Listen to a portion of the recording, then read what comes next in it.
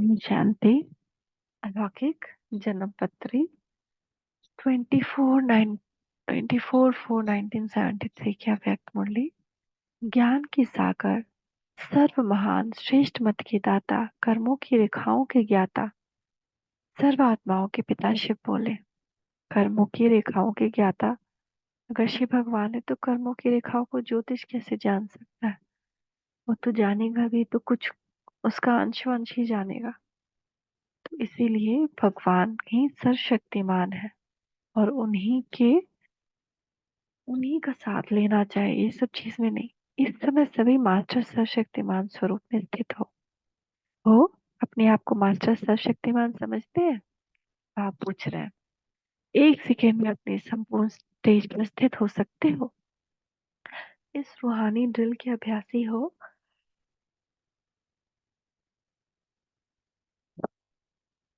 एक सेकेंड में जिस स्थिति में अपने को स्थित करना चाहो उसमें स्थित कर सकते हो। जितना समय और जितना समय चाहे तभी स्थित हो जाओ। इसमें अभ्यासी हो कि अभी तक भी प्रकृति द्वारा बनी हुई परिस्थितियों अवस्था को अपनी तरफ कुछ न कुछ आकर्षित कर लेती है। सबसे ज्यादा अपने देह के हिसाब किताब रहे हुए कर्म भोग के रूप में आने वाली परिस्थितियां अपनी तरफ आकर्षित करती हैं। तो कोई भी हमारा कर्म भोग आ रहा है, जो भी, चाहे शरीर से आए चाहे परिस्थिति के रूप में आए, व्यक्तियों से आए, तो ये आकर्षण भी है, उसमें हम लिप्त हो जाते हैं या फिर वो आकर्षण समाप्त हो गया है। यह भी आकर्षण समाप्त हो जाए, इसको कहा जाता है संपूर्ण नष्टो मोह।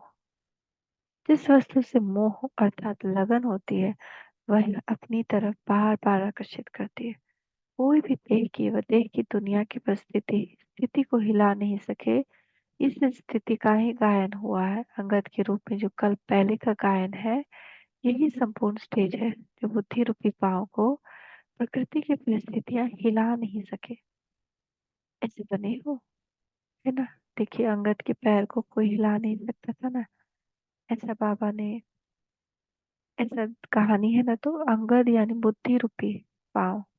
हम हमारी मनसा अंगद के समान हो, अच्छा लडोला टिक, और हमारा बुद्धि रूपी पांव जो है कभी भी किसी परिस्थिति के अंदर समाये नहीं।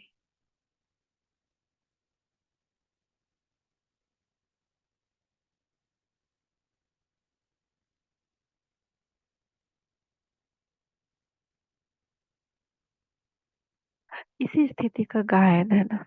तो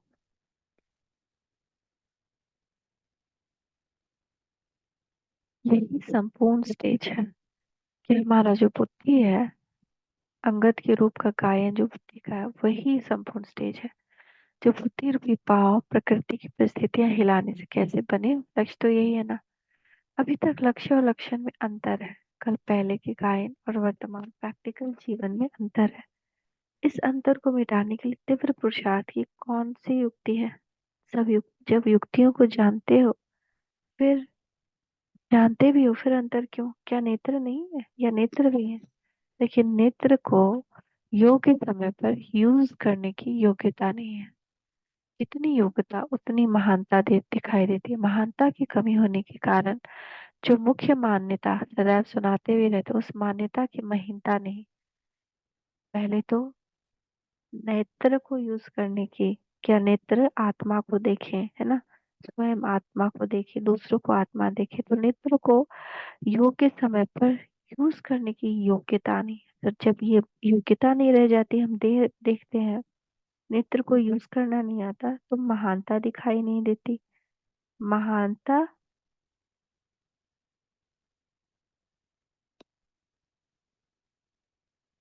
अब महानता क्यों नहीं है?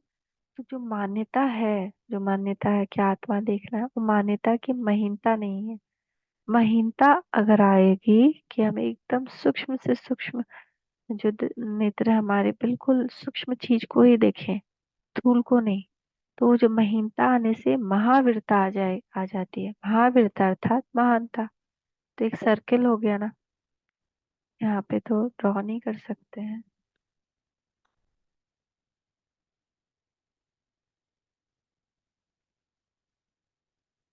अगर इसको ड्रॉ कर सकते हैं तो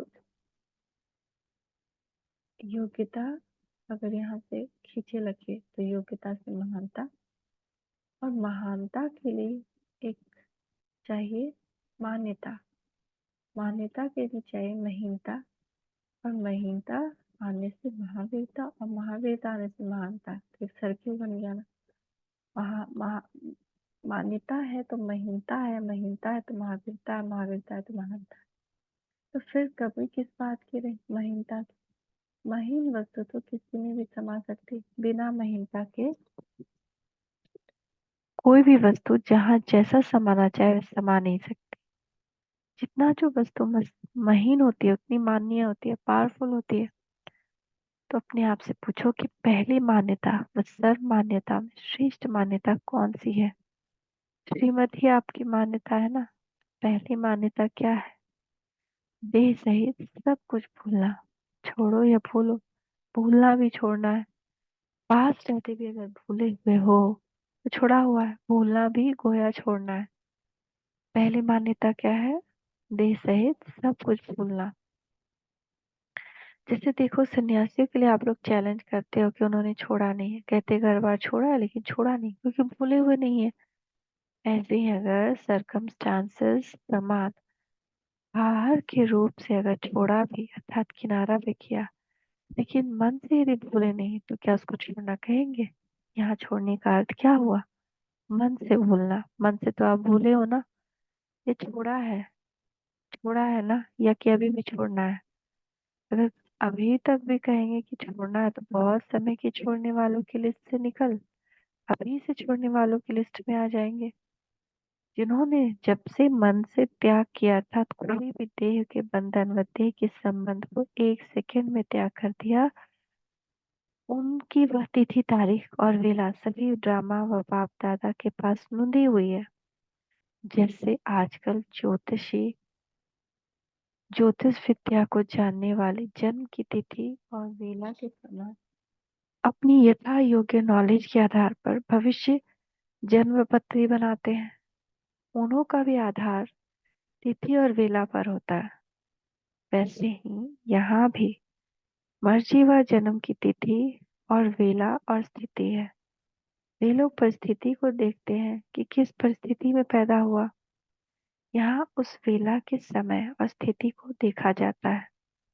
जन्मते ही किस स्थिति में रहे, उस आधार पर यहाँ भी हर एक के भविष्य प्रारब्ध का आधार है। तो आप लोग भी इन तीनों बातों की तिथि, वेला और स्थिति को जानते हुए, तीनों मर्जी व जन्म की तिथि हमारी क्या है, वो वेला कौन सी थी, यानी हमारी वो स्थिति कौन सी थी, किस परिस्थिति में हमें पैदा हुआ, जानते हो? अपने संगम युग की प्रारंभ व संगम युग की भविष्य की स्थिति और भविष्य जन्म की प्रारंभ अपने आप जान सकते हो। एक एक बात की प्राप्ति प्रैक्टिकल जीवन के साथ संबंधित है। यह है ही अपनी तकदीर को जानने का नेत्र। इससे आप हर एक अपनी फाइनल स्टेज के नंबर को जान सकते हो।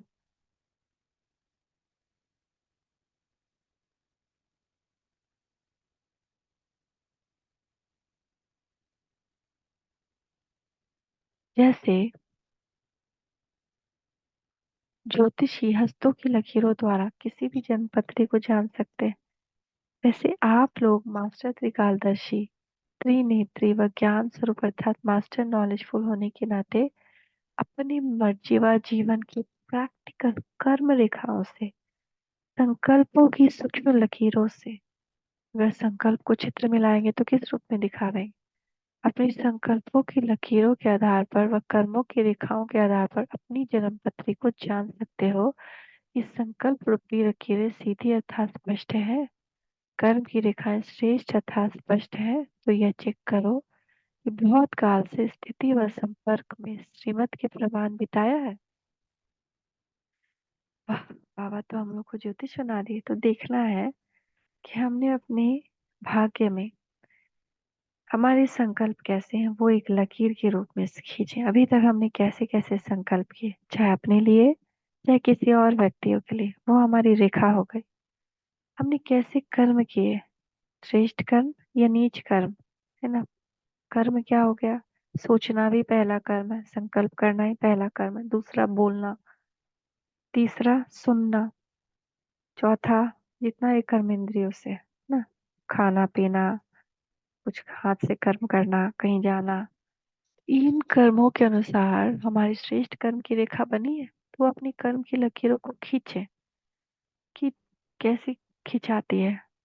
टेढ़ी मेढ़ी तो नहीं, टेढ़े मेढ़े संकल्प, अपवित्र संकल्प तो नहीं आते मन में अपने लिए किसी और के लिए।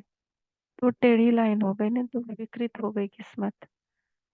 तो अपनी किस्मत बनानी है, तो अपनी रेखा को बिल्कुल श्रेष्ठ गोल्डन रेखा खींचनी है। तो ये चेक करो कि बहुत काल से स्थिति में व संपर्क में श्रीमत के प्रमाण बिताया है। यह है काल अर्थात समय को देखना। समय अर्थात वेला का प्रभाव भी जन्म पत्री पर बहुत होता है। तो यहाँ भी समय अर्थात बहुत समय से हिसाब में संबंध रखता है। बहुत समय का मतलब यानी कि स्थूल तारीख और वर्षों के हिसाब से नहीं, लेकिन जब से जन्म लिया तब से बहुत समय की लगन हो। सभी सब्जेक्ट में यथार्थ रूप से कहाँ तक बहुत समय से रहते आए इसका हिसाब जमा हो। मानो कोई 35 वर्ष हुए लेकिन अपने पुरुषार्थ की सफलता में बहुत समय नहीं बताया, तो उनकी गिनती में समय नहीं आएगी। अगर कोई 35 वर्ष के बदले 15 वर्ष से आ रहे हैं लेकिन 15 वर्ष में बहुत समय पुरुषार्थ की सफलता में रहा, तो उनकी गिनती शास्त्री में आएगी। तो बहुत समय सफलता के आधार पर गिना जाता है, तो वेला का आधार हुआ ना।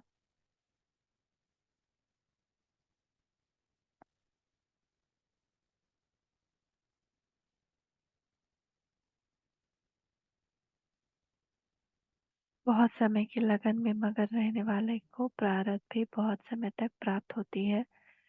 अल्पकाल की सफलता वाले को अल्पकाल अर्थात 21 जन्मों में थोड़े जन्म की प्रारब्ध होती है, बाकी साधारण प्रारब्ध। इसीलिए ज्योतिष लोग भी वेला को महत्व देते हैं। बहुत काल से निर्विघ्न आत्मा कर्मों की रेखा क्लियर हो, तो उसका आधार जन्मपत्री पर होता है।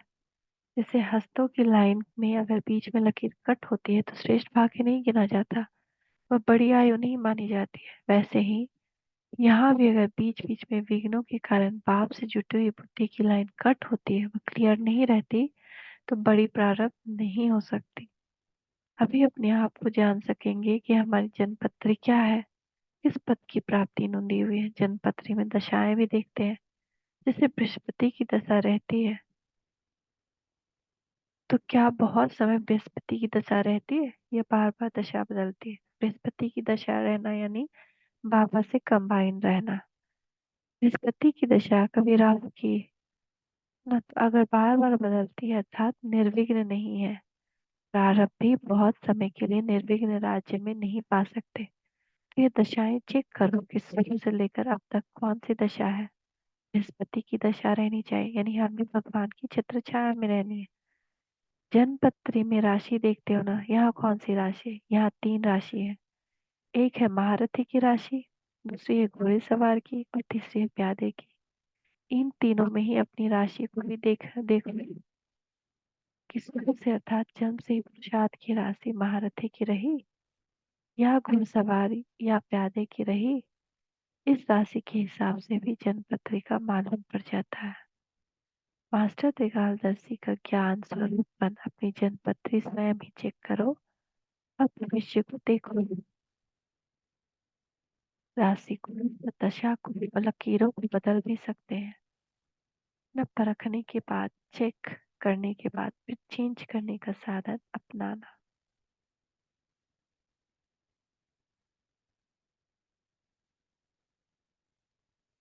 नॉलेज में भी कई साधन बताते हैं। यहाँ तो साधन को जानते हो ना, तो साधनों द्वारा संपूर्ण सिद्धि को प्राप्त करो। समझा? ऐसे ज्ञान स्वरूप बुद्धि द्वारा सिद्धि को प्राप्त करने वाले, संपूर्णता को अपने जीवन से प्रत्यक्ष दिखलाने वाले, सदा अपनी स्वस्थिति से परिस्थिति को पार करने वाले महावीरों को बाप दादा का याद प्यार नमस्ते। अच्छा, ओम शांति। हम महावीर ज्ञान स्वरूप बुद्धि द्वारा सिद्धि प्राप्त करने वाले, संपूर्णता को जीवन से प्रत्यक्ष दिखलाने वाले, अपनी स्वस्थिति से परिस्थिति को पार करने वाले बच्चों का बाप दादा को याद प्यार और नमस्ते। शुक्रिया बाबा, शुक्रिया। थैंक यू बाबा, थैंक यू। ओम शांति। इस मुरली की विशेष बात क्या है? कोई भी देह की व देह की दुनिया की परिस्थिति स्थिति को हिला न सके, इसी स्थिति का ही तो गायन है अंगद के रूप में, जो बुद्धि रूपी पांव को प्रकृति की परिस्थितियां हिला न सके।